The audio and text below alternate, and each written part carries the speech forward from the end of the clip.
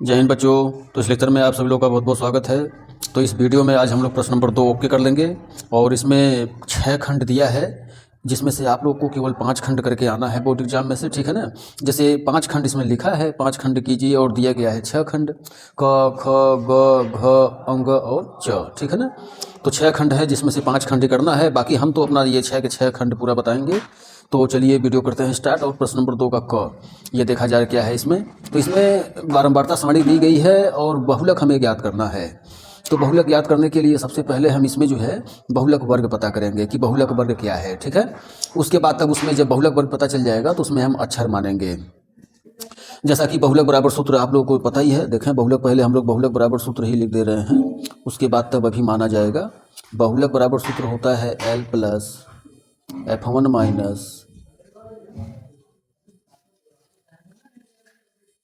F0 बटे 2F1 minus F0 minus F2 गुणे H, ठीक है ना।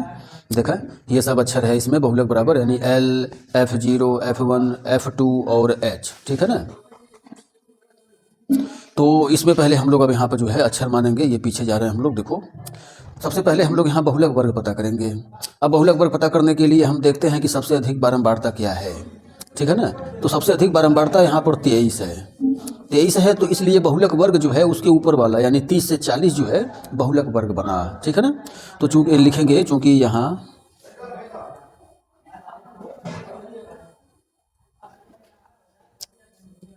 सबसे अधिक बारंबारता 23 है, इसलिए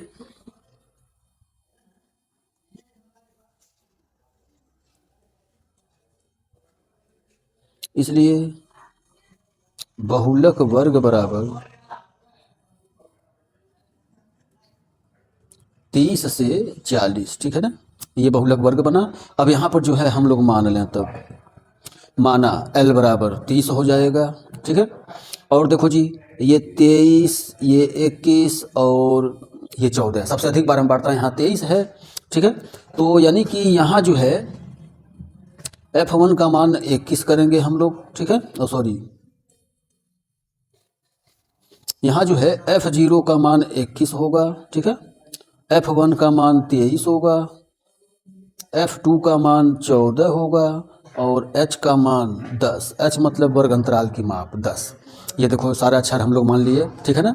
F0 21, F1 23, F2 14, serial wise 0 1 2, ठीक है ना, सीरियल वाइज होता है ये। और बाकी L का मान जो है 30 होगा और H का मान वर्ग अंतराल की माप यहाँ तक 10 का है तो H का मान 10 हो गया, ठीक है।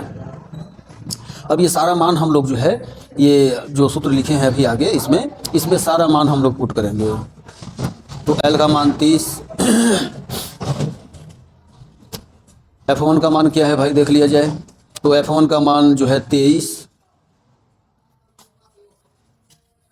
माइनस F0 का मान क्या है जी 21 और ये F1 का मान 23 माइनस F0 का मान 21 माइनस F2 का मान, तो F2 का मान 14 गुणे H का मान 10, ठीक है ना। देखें ये सब हम लोग लिख दिए। अब देखो,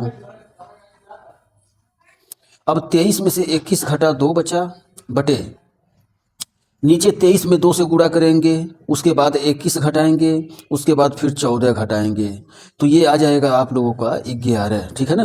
देखो 23 में 2 से गुणा करेंगे तो 46 हो जाएगा, 23 दूना 46, 46 में से 21 घटाएंगे तो 25 आएगा, 25 में से 14 फिर घटा देंगे तो आ जाएगा 11, ठीक है। अब बाकी ये गुणे 10 ऐसे ही रहेगा।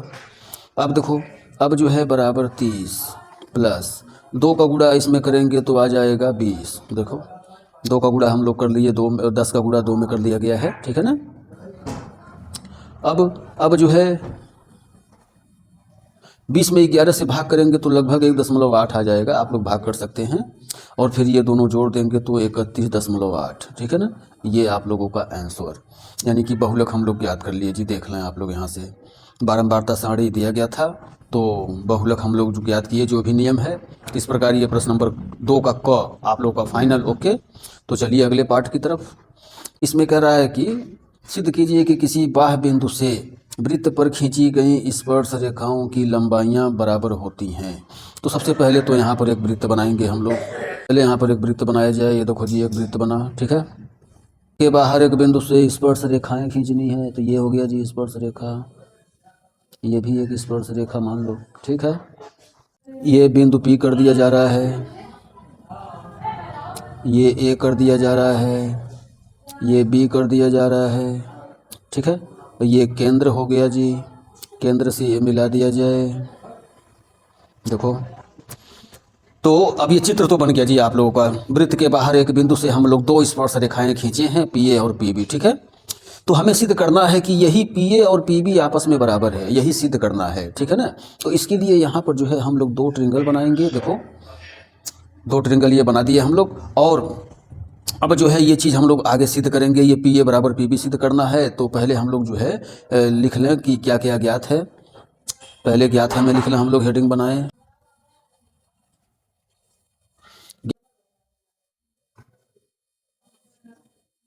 ओ केंद्र वाला वृत्त तथा स्पर्श रेखाएं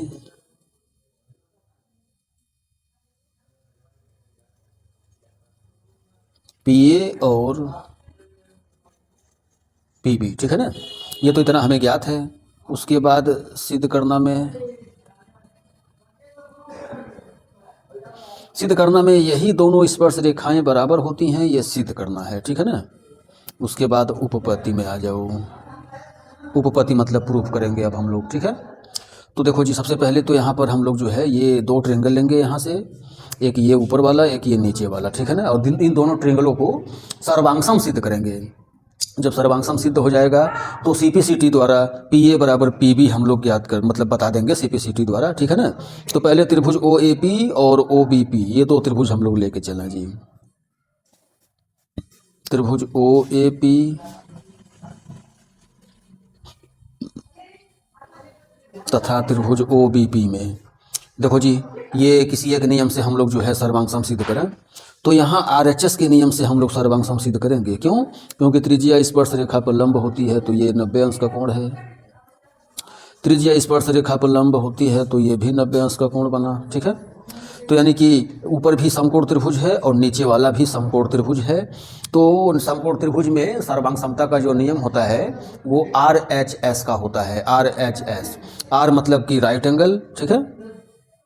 H मतलब हाइपोटेन्यूज और S मतलब कोई सी एक साइड, ठीक है ना। तो राइट एंगल मतलब पहले यहाँ 90-90 दोनों त्रिभुजों में देखो 90 अंश कोण A भी है, 90 अंश कोण B भी है, तो एक एक कोण ये बराबर ही हुआ राइट एंगल, ठीक है। कोण OAP बराबर कोण OBP। इसका कारण लिख दो, त्रिज्या स्पर्श रेखा पर लंब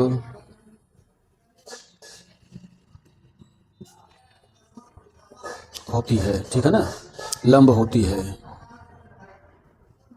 इसलिए ये जो दी है ये मतलब ये बराबर हुआ, एक राइट एंगल हम लोग बराबर किए। अब जो है अब देखो क्या बराबर किया जाए। अब H मतलब हाइपोटेन्यूज, तो 90 अंश के सामने वाली भुजा को हम कर्ण कहते हैं, यानी OP ऊपर वाले ट्रायंगल में भी कर्ण है और वही OP नीचे वाले ट्रायंगल में भी कर्ण है, यानी OP बराबर OP।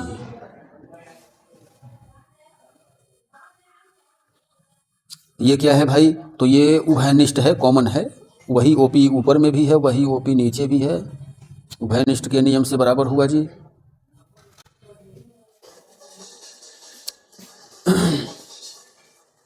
अब एक एक साइड और बराबर कर दिया जाए। तो एक एक साइड मतलब है कि OA बराबर OB, देख लो OA बराबर OB, OA बराबर OB। ये लिख दो भाई, एक ही वृत्त की त्रिज्याएं हैं, एक ही वृत्त की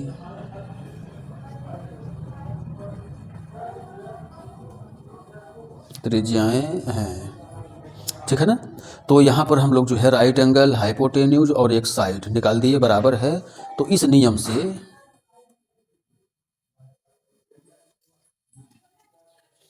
त्रिभुज OAP सर्वांगसम त्रिभुज ओ बी पी, ठीक है ना। तो इसलिए CPCT द्वारा जी, अब CPCT हम प्रयोग कर सकते हैं, इसलिए PA बराबर PB, ठीक है ना। ये हम लोगों को जी सिद्ध करना था, ये सिद्ध किए हम लोग।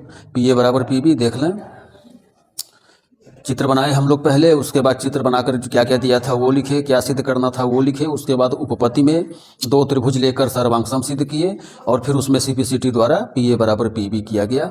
तो इस प्रकार ये भी पार्ट आप लोगों का ओके हुआ। तो चलिए अगले पार्ट की तरफ बढ़ते हैं। ये आ गया ग पार्ट, ठीक है। इसमें कह रहा है कि एक त्रिभुज ABC की भुजा BC पर एक बिंदु D इस प्रकार स्थित है कि कोण ADC बराबर कोण BAC है। तो सिद्ध कीजिए कि CA स्क्वायर बराबर CB गुणे CD। तो सबसे पहले तो एक ट्रिंगल ही बना लें हम लोग, ठीक है ना। एक ट्रिंगल बना लिया जाए, उसके बाद जो जो उसमें बोला है जैसे वैसे वैसे हम लोग काम करेंगे। ये देखो जी ये एक ट्रिंगल पहले तो हम लोग बनाए जी BAC, ठीक है ना, BAC। उसके बाद देखो भुजा BC पर एक बिंदु D इस प्रकार है, भुजा BC पर एक बिंदु D ले लो जी, और ये मिला दो जी, मिलाना पड़ेगा, देखो इसमें बोल रहा है, ठीक है ना, कि भुजा BC पर बिंदु D इस प्रकार स्थित है कि कोण ADC बराबर कोण BAC, ये दोनों कोण बराबर है, देख लो कोण ADC और कोण BAC ये बराबर है। तो सिद्ध करना है हमें CA स्क्वायर बराबर CB गुणे CD। तो ये क्वेश्चन चैप्टर 6 से दे रखा है। तो इसमें भी पहले हम लोग क्या क्या ज्ञात है वो लिख लें।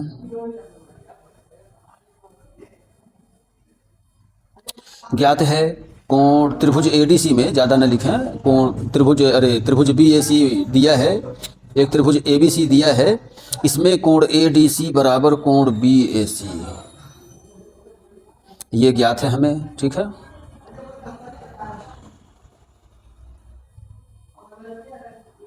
सिद्ध करना में क्या है जी, सिद्ध करना में है, सिद्ध करना में CA स्क्वायर बराबर CB गुणे CD, CA स्क्वायर बराबर CB गुणे CD। उसके बाद उपपत्ति, ठीक है ना। उपपत्ति में देखो जी यहाँ पर दो ट्रिंगल हम लेंगे और दोनों ट्रिंगलों को समरूप सिद्ध करेंगे, क्योंकि जब दो त्रिभुज समरूप हो जाते हैं तो उनके संगत कोण बराबर हो जाते हैं और उनकी संगत भुजाएं भी समानुपाती हो जाती हैं। तो यहाँ भुजाएं समानुपाती करके हम लोग सिद्ध करेंगे। ये CA स्क्वायर, ठीक है ना, ये CA CB CD देखो ये सब भुजाएं हैं यहाँ पर। तो पहले दो ट्रिंगल हम लोग लेंगे और दो ट्रिंगल इस प्रकार लेंगे, ऐसा दो ट्रिंगल लेंगे जिसमें CA CB CD ये तीनों मिल जाए, ठीक है ना। तो इसके लिए हम लोग त्रिभुज ADC और त्रिभुज BAC ये दो त्रिभुज यहाँ से लेंगे और इन दोनों को समरूप सिद्ध करेंगे, ठीक है ना। तो जैसे यहाँ पर जो है ये उपपत्ति में हम लोग त्रिभुज ADC तथा त्रिभुज BAC ये दो ट्रिंगल लेंगे हम लोग और इन दोनों को सर्वांगसम सिद्ध करेंगे, ठीक है ना। तो देखो जी सर्वांगसम नहीं, समरूप सिद्ध करेंगे, इन दोनों को समरूप सिद्ध करेंगे हम लोग। अब देखो जी समरूप बताने के 3 नियम होते हैं। तो हम लोग एंगल मतलब दो कोण बराबर निकालते हुए इन दोनों को समरूप दिखाएंगे, दो कोण बराबर निकालेंगे हम लोग। अब देखो कैसे, सबसे पहले तो कोण ADC बराबर कोण BAC ये तो दिया है, कोण ADC बराबर कोण BAC दिया है।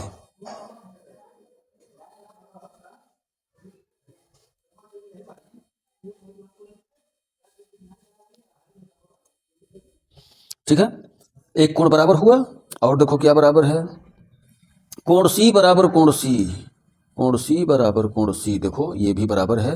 कोण C दोनों त्रिभुजों में है, ठीक है ना, कॉमन है उभयनिष्ठ के नियम से, ठीक है। तो कोण C बराबर कोण C, कोण C बराबर कोण C ये दोनों त्रिभुजों में है, त्रिभुज ADC में भी है और त्रिभुज BAC में भी है, ठीक है ना। तो उभयनिष्ठ है। तो देख लो दो कोण हम लोग बराबर निकाल दिए बस। तो इसे लिख दें हम लोग AA समरूपता से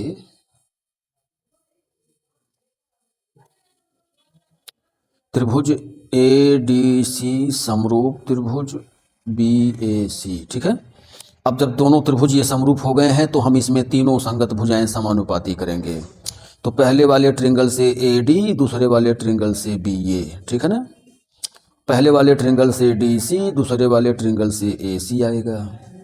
पहले तो दूसरे वाले ट्रिंगल से बी सी आ जाएगा, ठीक है। अब देखो हमें क्या सिद्ध करना है, हमें सिद्ध करना है सी ए स्क्वायर बराबर सी बी गुणे सी डी। तो ये चीज़ लाने के लिए हम लोग जो है केवल इतना पार्ट लेंगे, बस देखो इतने पार्ट लेने से हमारा काम बन जाएगा और सिद्ध हो जाएगा जो भी सिद्ध करना है। तो यहाँ पर जो है डी सी बटे ए सी बराबर ए सी बटे बी सी, पहले ये लिखेंगे और क्रॉस मल्टीप्लाई कर दो जी। तो क्रॉस मल्टीप्लाई कर देने से देखो ए सी गुणे ए सी हो जाएगा, ए सी गुणे ए सी बराबर इधर आ जाएगा बी सी गुणे सी डी, ठीक है ना। देख लें आप लोग क्रॉस मल्टीप्लाई जब करेंगे तो ए सी गुणे ए सी बराबर बी सी गुणे सी डी, ठीक है। और फिर ए सी गुणे ए सी मतलब कि ए सी स्क्वायर हुआ, और यहाँ पर ये बी सी गुणे सी डी ऐसे ही रखो, और ये हुआ जी सिद्ध आप लोगों का, ये देखो कंप्लीट, ये सिद्ध हुआ जी। तो ये वाला भी पार्ट आप लोगों का ओके हुआ। देख लें आप लोग इधर पीछे फिर से देख लें, चैप्टर 6 से दे रखा था, ठीक है ना। तो हम लोग सिद्ध किए, जो भी बताया, जो भी दिया है इसमें, जो भी बताया है जैसे उसके आधार पर हम लोग सिद्ध किए। तो चलिए अगले भाग की तरफ अब बढ़ते हैं। ये आ गया ख वाला पार्ट। इसमें कह रहा है कि दो अंकों की एक संख्या के अंकों का योग 9 है। इस संख्या का 9 गुना संख्या के अंकों को पलटने से बनी संख्या का 2 गुना है, तो वह संख्या ज्ञात कीजिए। तो भाई यहाँ पर जो है 2 अंकों वाली संख्या है, तो 2 अंकों वाली संख्या है यानी कि तब उसमें से एक अंक इकाई का है और एक अंक दहाई का है, ठीक है ना। तो हम लोग जो है यहाँ दहाई का अंक मानेंगे, माना दहाई का अंक बराबर x तथा इकाई का अंक बराबर y,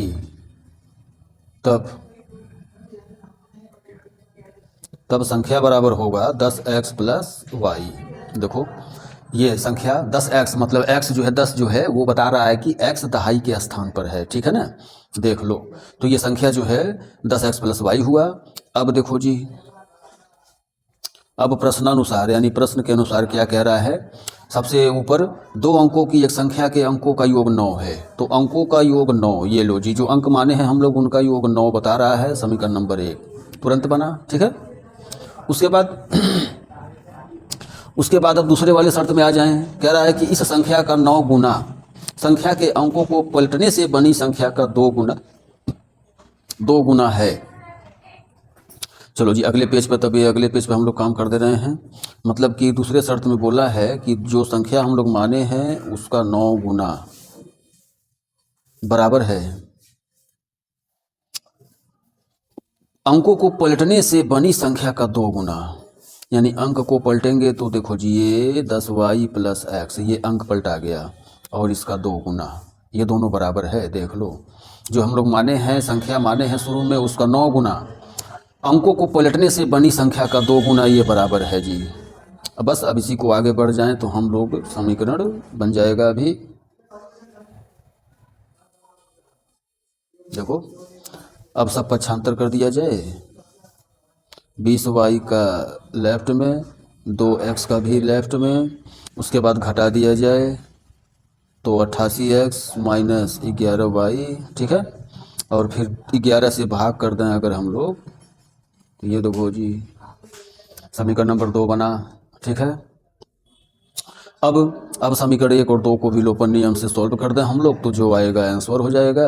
यानी कि समीकरण 1 और 2 को देखा जा रहा है अगर, तो y बराबर है, एक y है दोनों में, लेकिन साइन इनका विपरीत हो रहा है, अलग अलग है। तो यानी समीकरण 1 और 2 को हम लोग जोड़ेंगे, ठीक है ना। तो समीकरण 1 प्लस 2, अब देखो जी समीकरण 1 ये रहा और समीकरण 2 ये रहा, इनको जोड़ा जाए तो ये तो कैंसिल हुआ, 8 और 1 9, x यहाँ से और यहाँ से भी 9 आएगा, 9 से 9 भी कैंसिल हुआ, x का मान 1 निकाल दिए हम लोग, ठीक है। अब इस x का मान समीकरण 1 में रख दें तो समीकरण 1 मतलब कि ये रहा जी समीकरण 1। इसमें x का मान क्या आया है, 1 आया है, तो 9 माइनस 1 यानी कि y का मान आ गया 8। यानी x और y दोनों मान हम लोग याद कर लिए, तो बस अब आंसर कर दिया जाए। अतः संख्या जो है 10x प्लस वाई माने थे हम लोग, 10 गुणे x का मान 1, y का मान 8, 10 एकम 10 प्लस 8 बराबर 18। ठीक है, तो देखो इस प्रकार ये भी क्वेश्चन हम लोग ओके किए। तो ये भी पार्ट आप लोगों का फाइनल हुआ, देख लें। घ वाला पार्ट 2 अंकों की एक संख्या के बारे में बता रखा था, तो जैसे जैसे क्वेश्चन में बोला था वही वही काम किए हम लोग और आप लोग का पूरा हुआ। तो चलिए ये अंगा पार्ट भी देख लिया जाए। इसमें कह रहा है द्विघात समीकरण इतने 2x square minus 5x plus 3 बराबर 0 को हल कीजिए। मतलब कि मत पर तोड़कर ही खंड किया जाए। अगर मत पर तोड़कर खंड नहीं होता है तो फिर भाई श्रीधराचार्य नियम से सॉल्व कर सकते हैं। ठीक है, यानी कि 2 का 3 में गुणा करो तो 6 आ जाएगा, 6 का ऐसा खंड करो कि 5 आ जाए, यानी कि 3 और 2 का खंड है, जिसमें 3 भी माइनस में रहेगा, 2 भी माइनस में रहेगा। ठीक है ना, यहाँ से x कॉमन होगा तो 2x माइनस 3, यहाँ से 1 कॉमन लेंगे तो 2x माइनस 3 ये बचा। अब 2x माइनस 3 और x माइनस 1। ठीक है, इससे जब 0 लेंगे तो 3/2 आ जाएगा और यहाँ से प्लस में 1 आएगा। यही आंसर हो गया, मूल ज्ञात कर लिया हम लोग, हो गया। x का 2 आंसर आया, मतलब x का 2 मान आया है, यानी वो द्विघात समीकरण है तो 2 मूल, एक 3/2 है प्लस में और एक प्लस में 1, ये दोनों आंसर हुआ। तो इस प्रकार ये अंगा पार्ट भी आप लोगों का फाइनल। चलिए लास्ट वाला पार्ट देख लिया जाए, छठा पार्ट। ठीक है ना, इसमें कह रहा है कि यदि एक बागीचे की परिमाप 120 मीटर है और क्षेत्रफल 800 स्क्वायर मीटर है तो उसकी लंबाई और चौड़ाई ज्ञात कीजिए। दिया है कि लंबाई चौड़ाई से 2 गुनी है, तो सबसे पहले यहाँ पर हम लोग चौड़ाई को मानेंगे।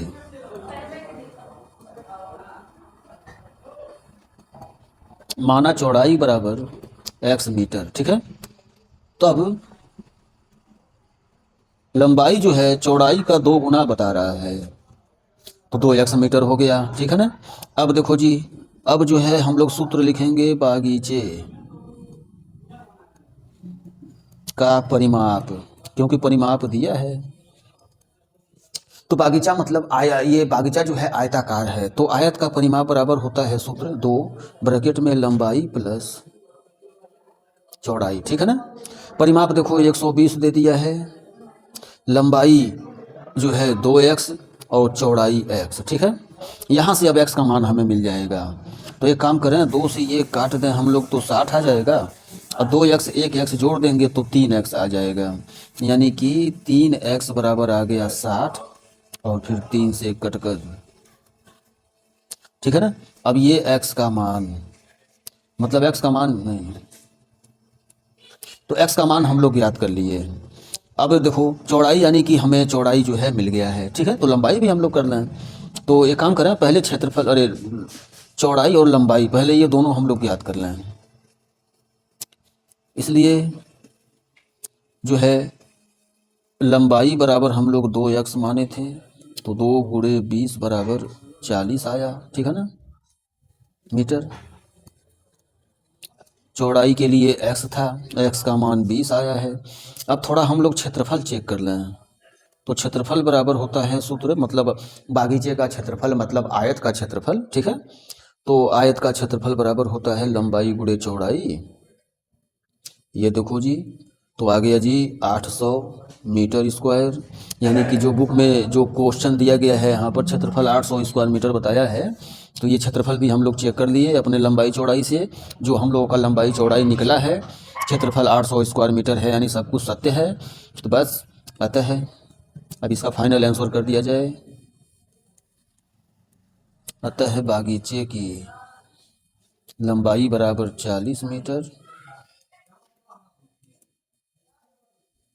20 मीटर। ठीक है, तो ये भी पार्ट आप लोगों का ओके। इस प्रकार ये प्रश्न नंबर 2 आज हम लोग ओके कर दिए। तो अब इस वीडियो में बस इतना ही रहने दिया जा रहा है और प्रश्न नंबर 3 के साथ हम लोग मिलते हैं अगले वीडियो में। जय हिंद, जय भारत।